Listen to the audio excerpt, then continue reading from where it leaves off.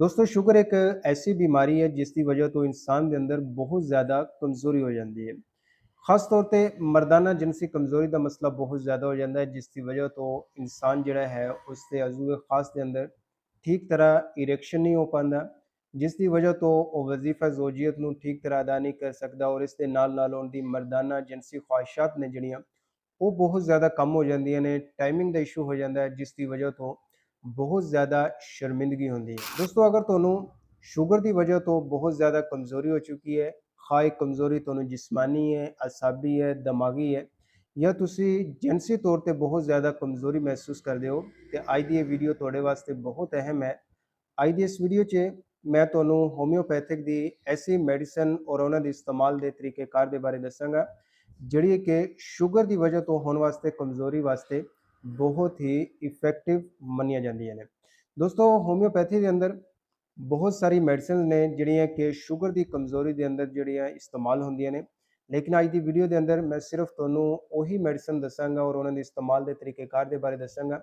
जिहड़ियां कि मैं अपने इस क्लीनिक के अंदर बहुत सारे मरीज़ों के अंदर इस्तेमाल करवा चुके और मेरे तो अलावा भी दुनिया के अंदर होर भी कई होम्योपैथ डॉक्टर जिहड़े ने इस मेडिसिन नूं मर्दाना जिनसी कमज़ोरी के अंदर इस्तेमाल करवाते हैं। दोस्तों इस मेडिसिन का नाम है एसिडफास। एसिडफास मेडिसिन एक ऐसी मेडिसिन है जिहड़ी कि खास तौर पर शुगर की वजह तो अगर बहुत ज़्यादा कमज़ोरी हो गई है, जिस्मानी तौर पर बहुत ज़्यादा कमज़ोरी है, हर वक्त जिसम के अंदर टुट भज लगी रहती है, जिसम बहुत ज़्यादा थका हुआ महसूस करते हो, इस दे नाल ਤੁਹਾਨੂੰ बहुत ज़्यादा सुस्ती रहती है, नकाहत बहुत ज़्यादा रहती है, किसी भी काम कार करने को दिल नहीं करता, तो उस वास्ते एसिडफास मेडिसिन जिहड़ी है बहुत अच्छा काम करती है। और ख़ास तौर पर अगर तुहानूं शुगर की वजह तो बहुत ज़्यादा कमज़ोरी हो चुकी है, तुहाडे अज़ूए खास के अंदर इरेक्शन ठीक तरह नहीं हो रहा, जिसकी वजह तो तुसी वजीफा जोजियत जिहड़ा है वो सही तरह अदा नहीं कर सकते। इस तरह अगर थोड़ी जिनसी ख्वाहिशात जिहड़ियां ने वो बहुत ज़्यादा कम हो चुकी ने, लो लिबिडो की प्रॉब्लम हो चुकी है, टेस्टोस्टेरोन लेवल जिहड़ा है वो बहुत ज़्यादा कम हो चुका है, जिस दी वजह तो तुहाडा जिहड़ा है वो जिनसी अमल नूं दिल ही नहीं करता, उस वास्ते ये एसिडफास मेडिसिन जिहड़ी है बहुत अच्छा काम करती है। दोस्तों इस मेडिसिन नूं 200 पोटेंसी के अंदर 5 कतरे सुबह 5 शाम 2 घोट ताज़ा पानी के अंदर हल करके इस्तेमाल करना चाहिए। दोस्तों जी दूसरी होम्योपैथिक मेडिसिन है, इस मेडिसिन का नाम है एग्नस कास्टस।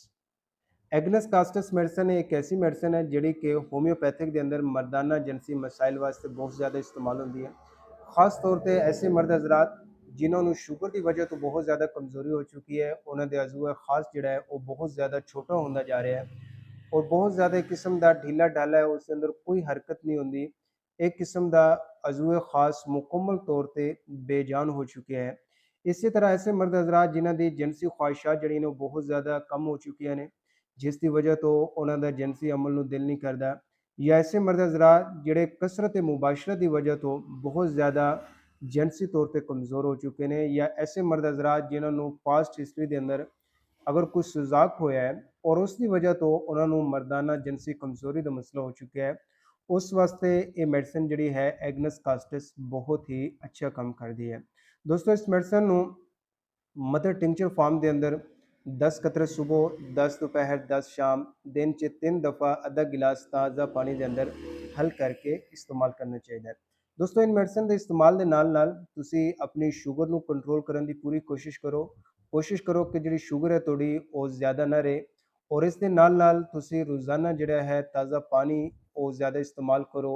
रोज़ाना चंद मिनट की एक्सरसाइज का मामूल बनाओ, मुतवाजन और सादा ग़िज़ा का इस्तेमाल ज़्यादा करो और उस दे नाल नाल ये मेडिसिन इस्तेमाल करो। इंशाअल्लाह ताला मर्दाना जिनसी कमज़ोरी का जिहड़ा मसला थोड़ा वो मुस्तकिल तौर पर ठीक हो जाएगा। दोस्तों इन मेडिसिन नूं कम से कम जिहड़ा है 6-7 हफ्ते मुसलसल इस्तेमाल करो, इंशाअल्लाह ताला तुहानूं इन मेडिसिन दे नाल बहुत ही अच्छा रिजल्ट जिहड़ा है वो देखने नूं मिलेगा। दोस्तों इन्हां मेडिसिन तो अलावा भी होम्योपैथिक के अंदर और भी कई सारी मेडिसिन ने जिहड़ियां कि शुगर की वजह तो कमज़ोरी के अंदर इस्तेमाल होंदियां ने। इस वास्ते कोई भी होम्योपैथिक मेडिसिन इस्तेमाल करन तो पहले तुसी एक बार अपने करीबी होम्योपैथ डॉक्टर नाल मशवरा जरूर करो, और अगर तुसी अपनी सेहत के हवाले नाल, शुगर के हवाले नाल, मर्दाना जिनसी कमज़ोरी के हवाले नाल कोई भी मशवरा लेना चाहो तुसी मेरे इस व्हाट्सएप नंबर पर मेरे नाल राबता कर सकते हो। ਦੋਸਤੋ ਅੱਜ ਦੀ ਵੀਡੀਓ ਤੁਹਾਨੂੰ ਕਿਸ ਤਰ੍ਹਾਂ ਲੱਗੀ? ਇਸ ਵੀਡੀਓ ਨੂੰ ਜ਼ਿਆਦਾ ਤੋਂ ਜ਼ਿਆਦਾ ਲਾਈਕ ਕਰੋ, ਸ਼ੇਅਰ ਕਰੋ ਔਰ ਸਾਡੇ ਇਸ ਚੈਨਲ ਨੂੰ ਸਬਸਕ੍ਰਾਈਬ ਵੀ ਕਰੋ ਤਾਂ ਕਿ ਤੁਹਾਡਾ ਔਰ ਸਾਡਾ ਰਿਸ਼ਤਾ ਜਿਹੜਾ ਹੈ ਉਹ ਬਰਕਰਾਰ ਰਹੇ।